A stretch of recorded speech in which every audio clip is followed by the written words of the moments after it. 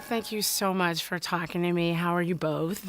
I'm well, and thank you for making the long journey from New York to come here to Wellington, New Zealand. Thank you.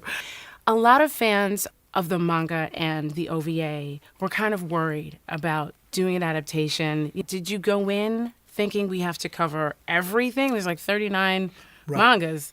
Or how did you pick and choose what to cover for this movie?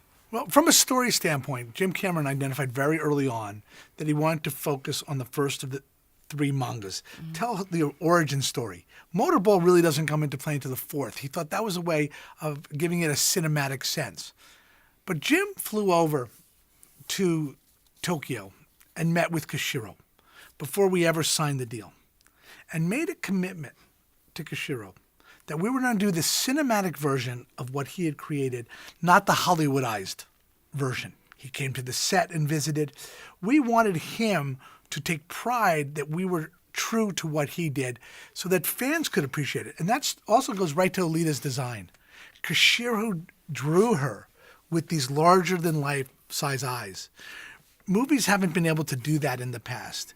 We didn't want to change that. We wanted to be true to what he created, but still create a character that was engaging and emotional. Even some of the other bounty hunters look so amazing. What did he think of those designs? He was thrilled by the designs. He was thrilled that we paid attention and used his artwork as inspiration.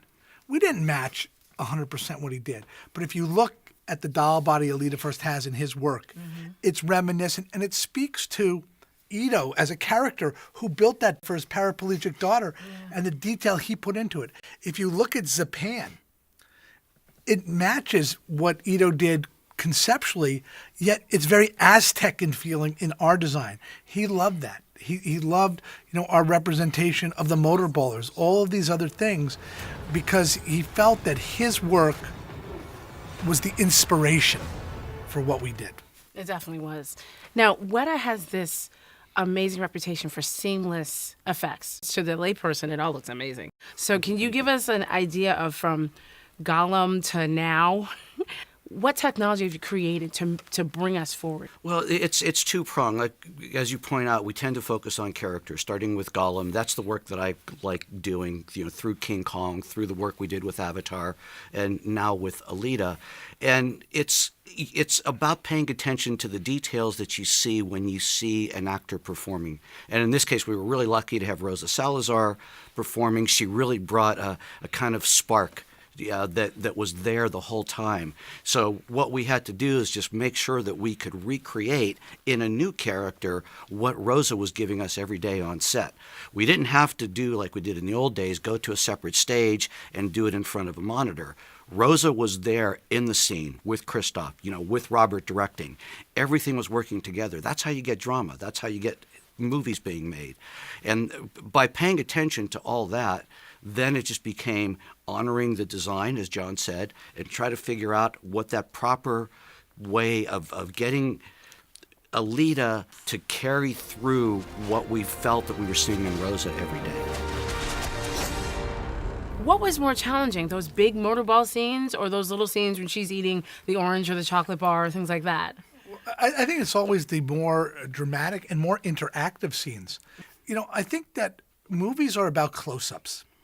And the attention that WETA pays to the performance detail in a close-up, that's where we spend our time reviewing, much more hours than we do in a motorball sequence. Because if we want to make something look real, we have to give them the tangible things to touch.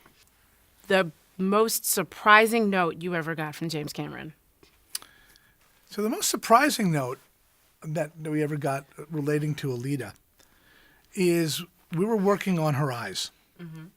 And we were asking ourselves, are we too big with the eyes? And Jim looked at it and said, make them bigger.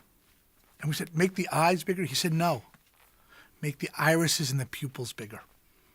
You have too much white around the eyes. And we did. And that was just surprising because we weren't expecting that as the note. We're all, do we have to make it smaller? Yeah. But he was right.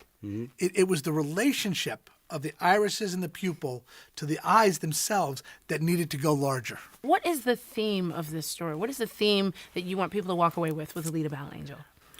Yeah, it's that feeling that you can kind of grow from inside, and I think that's really what you see in Alita. That's what Rosa brings to it. That feeling of kind of from a small seed, great things can happen, and it's just happening within one person. But you can look at it in a way that you've never seen it before, just because of the way the story is set, the way the character is designed. It gives you a new perspective on it. I think for me the biggest theme is that inside of each one of us, as insignificant as we might feel in this giant world we are in, is the ability to become a hero. And it starts with the first step. And if we can be an inspiration for somebody to think of themselves not as insignificant, but as somebody who can make a difference, we have done so much more than we could ever have hoped. That is fantastic. Oh my goodness.